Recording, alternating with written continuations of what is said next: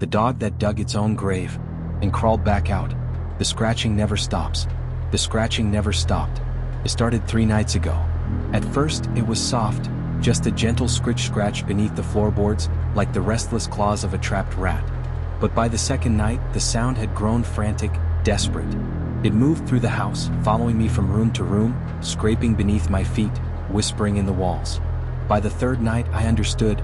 It wasn't a rat. It was something else. Something that had dug itself up. The town of Ashford had long since forgotten the old stories.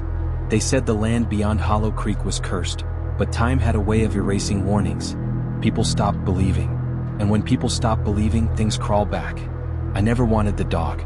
It was waiting by my truck when I left the gas station on Route 7. A large black mutt, ribs jutting through thin fur, eyes sunken deep into its skull. It stared at me, tail still, mouth slightly open, breathing slow and unnatural, like something trying to remember how lungs work. I should have ignored it. I didn't. It followed me home. It never barked, never wagged its tail, just sat outside my window staring in. And then, when I finally let it inside, the digging began. On the first night, I woke up to the sound of claws scraping against the hardwood floor. I found the dog in the corner of my bedroom, its nails working feverishly against the wood.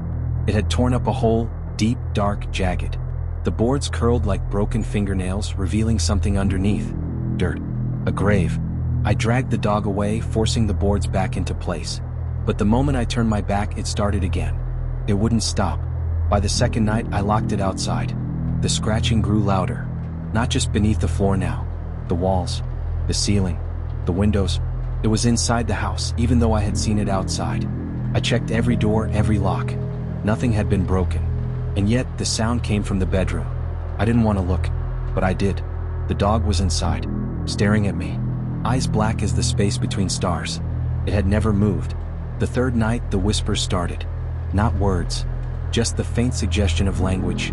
A voice just below the threshold of understanding, curling around the edges of sanity like fingers dragging through wet soil.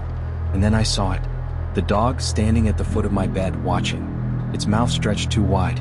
Its ribs pulsed like something was inside, pressing against its skin from within. And then it spoke. The voice did not come from its throat. It came from beneath the floor. Let me out. I ran. Through the hallway, past the broken locks that had not been broken the night before, past the front door that had never been opened. And yet, the scratching never stopped. It followed me outside. The earth moved beneath my feet, soft and wet, like something shifting below. And then I saw them. The graves. Dozens. Hundreds. Not marked with stone, but with holes. All of them open. I don't remember running back inside. I don't remember grabbing the hammer.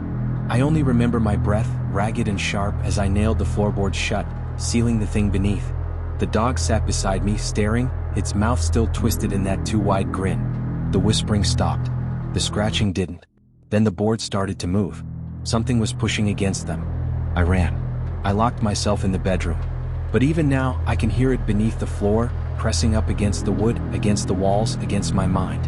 And then, in the silence before dawn, the voice came again. You let it in.